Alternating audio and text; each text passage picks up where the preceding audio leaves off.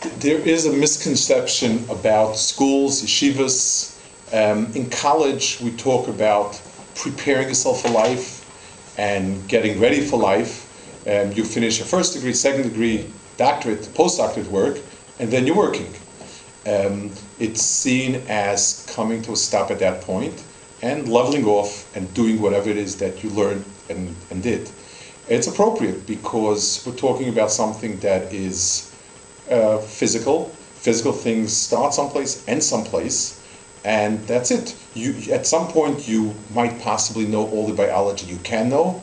Yeah, obviously today there's a lot of material, but still and then you just keep using that to treat people, to work in a lab or whatever it is. But when we talk about HaKadosh Baruch Hu, the purpose of life is not to accumulate points for schar. A person is allocated life, whatever amount of life he needs to get to a certain point. If we didn't need to grow more, then we just wouldn't be here.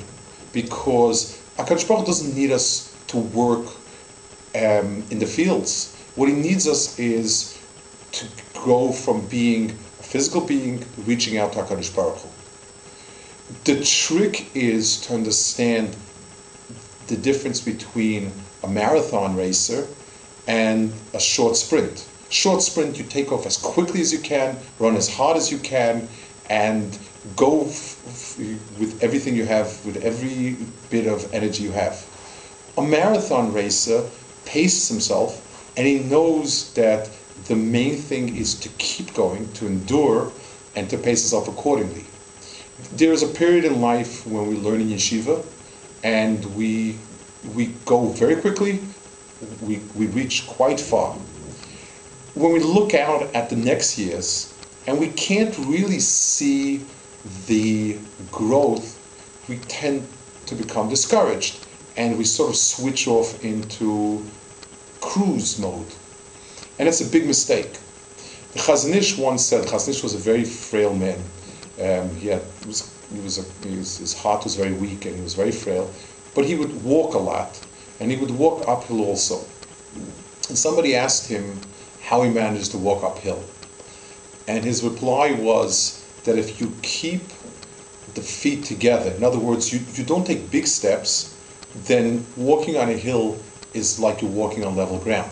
It's only when you take bigger steps that you see the real increments. We need to know that whenever we left yeshiva in our 20s or at 20 until 120, there's 100 years. If you take a half a step each day, you don't need to overexert yourself where you can't. It's folly to think that you can keep the type of starim and level of growth that you did in yeshiva later on. The people that try it invariably fail. If they make a seder that's not realistic for a working person, it fails and he gives up. But the answer is not to give up, because we need to ask ourselves, what's the next 100 years for? The hardest question for me to answer is when somebody's been in yeshiva, done very well, he has to finally go out and get a job, and he says to me, Rebbe, what's the purpose of it when I'm stuck in the office for 10 hours a day? It must be that the purpose is that hour that you can give up. The tefillah can now become an experience rather than just a chore. Tefillah, we spend, even for the people daven quickly, an hour a day minimally is spent on tefillah. And I'm we're going to use the quickest minyan we can imagine. We still spend close to an hour davening. If we put neshama into it, if we closed ourselves off from the world and put ourselves in tefillah, we'd keep growing emotionally, pneumistic. If the learning we did was paced with a clear sense of goals, not overextended, but a clear sense of chazaras and goals and so on, we would accumulate. You can accumulate an awful lot of knowledge over 50, 60, 70 years. And more important, if we gave some time for Musa to keep reminding us of that message, to keep reminding us that we're growing. And even if they're tiny steps, you still will get there because HaKadosh Baruch Hu gave you all the years you need to get there. And I think it's a tremendous opportunity for people to use this series to keep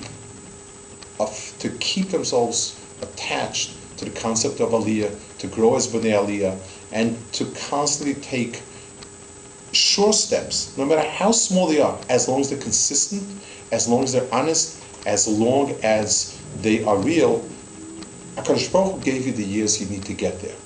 And even if you have not that much time every day, you don't have many opportunities, but if you keep going, it will get you there. And that's why hooking into a series that will keep reminding you of this, that will keep reminding you that you're growing and continue to grow, is an extraordinarily important part of your spiritual development.